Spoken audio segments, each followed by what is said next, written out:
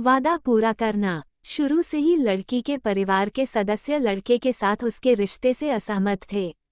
उनका कहना था कि पारिवारिक पृष्ठभूमि के कारण अगर वह लड़के के साथ रहने पर जोर देती है तो उसे जीवन भर कष्ट उठाना पड़ेगा। परिवार के सदस्यों द्वारा डाले गए दबाव के कारण वह अक्सर उससे झगड़ती रहती थी। लड़की लड़के से प्यार तो करती थी, लेकिन वो उससे पूछती थी, तुम मुझसे कितना प्यार करते हो? लड़का बोलने में अच्छा नहीं था, इसलिए वो उसे गुस्सा दिलाता था। उसके माता पिता की टिप्पणियों से उसका मूड और भी खराब हो गया। लड़का उसका गुस्सा निकालने का लक्ष्य बन गया और लड़का चुपचाप उसे लगातार अपना गुस्सा निकालने की अनुमति देता रहा। बाद में लड़के ने विश्वविद्यालय से स्नातक की उपाधि प्राप्त की। वो विदेश में आगे की पढ़ाई करने की योजना बना रहा था, लेकिन जाने से पहले उसने लड़की को प्रपोज किया। मुझे नहीं पता कि अच्छे शब्द कैसे कहे जाते हैं, लेकिन मुझे पता है कि मैं तुमसे प्यार करता हूँ। अगर तुम मान जाओगी तो मैं पूरी जिंदगी तुम्हारा ख्याल रखने को तैयार हूँ। तुम्हारे परिवार के सदस्यों के बारे में मैं उन्हें मनाने और हमारे लिए सहमत होने के लिए कड़ी मेहनत करूँगा। मुझसे शादी करोगी? लड़की ने सहमति जताई और उसके माता पिता लड़के द्वारा दिखाए गए प्रयास को देखते हुए उनके साथ सहमत हो गए। अंत में लड़के के विदेश जाने से पहले उनकी सगाई हो जाती है। लड़की अपने गृहनगर में ही रहती है, कामकाजी समाज में कदम रखती है, जबकि लड़का विदेश में अपनी पढ़ाई जारी रखता है। उन्होंने टेलीफोन और पत्रों के माध्यम से अपने रिश्ते को बनाए रखा। हालांकि समय का सदुपयोग करना मुश्किल है, लेकिन दोनों ने कभी हार नहीं मानी।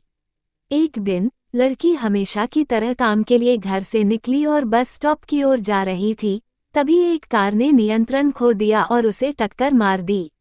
जब वह बेहोशी से जागी तो उसने अपने माता पिता को देखा और महसूस किया कि उसे कितनी गंभीर चोट लगी है और वह कितनी भाग्यशाली है कि उसे जान नहीं मिली। अपने माता पिता को देखकर, जिनके चेहरे आंसुओं से भीगे हुए थे, उसने उन्हें सांत्वना देने की कोशिश की, लेकिन फिर उसे पता चला कि वह एक शब्द भी नहीं बोल सकती।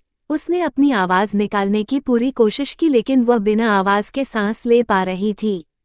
वह गूंगी है। डॉक्टर के अनुसार चोट ने उसके मस्तिष्क को प्रभावित किया है और इसके कारण वह जीवन भर गूंगी रहेगी। माता पिता की बात सुनकर, लेकिन एक शब्द भी जवाब न दे पाने के कारण लड़की बेहोश हो गई। पूरे दिन चुपचाप रोने के अलावा वह अभी भी रो रही है। बाद में लड़की को अस्पताल से छुट्टी मिल गई। अपने घर लौटते समय सब कुछ पहले जैसा ही था, सिवाय इसके कि फोन की घंटी उसके सबसे बुरे सपने में बदल गई है। घंटी के बाद घंटी लगातार उसे उत्तेजित करती है, उसके दर्द को उत्तेजित करती है, लेकिन वह लड़के को नहीं बता सकती। वह उस पर बोझ नहीं बनना चाहती थी और उसे एक पत्र लिखकर बताती है कि वह अब और इंतजार नहीं करना चाहती। उनके बीच का रिश्ता खत्म हो गया है और उसने उसे सगाई की अंगूठी भी लौटा दी।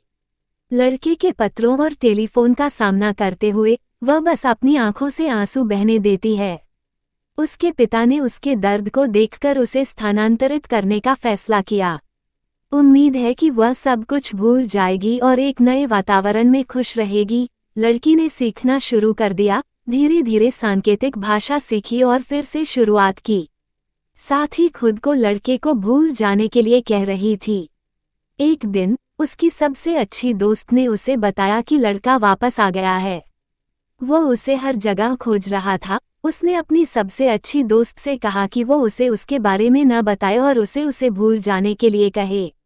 उसके बाद 1 साल से ज्यादा समय तक लड़के के बारे में कोई खबर नहीं थी।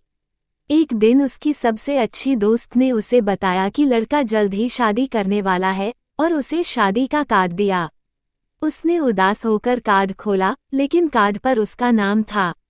जिस क्षण उसने अपनी सबसे अच्छी दोस्त से पूछना चाहा, लड़का उसके सामने आ गया। एक अपरिचित सांकेतिक भाषा में उसने उससे कहा, मैंने 1 साल से ज्यादा समय बिताया खुद को सांकेतिक भाषा सीखने के लिए मजबूर करने के लिए, ताकि तुम्हें बता सकूं कि मैं अपना वादा नहीं भूला हूं। मुझे एक मौका दो, मुझे तुम्हारी आवाज बनने दो।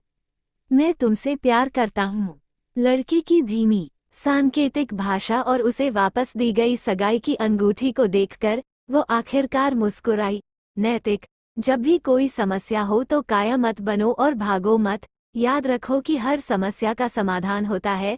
कभी किसी का दिल मत तोड़ो, तुम नहीं जानती कि यह कब तुम्हारे साथ हो जाए।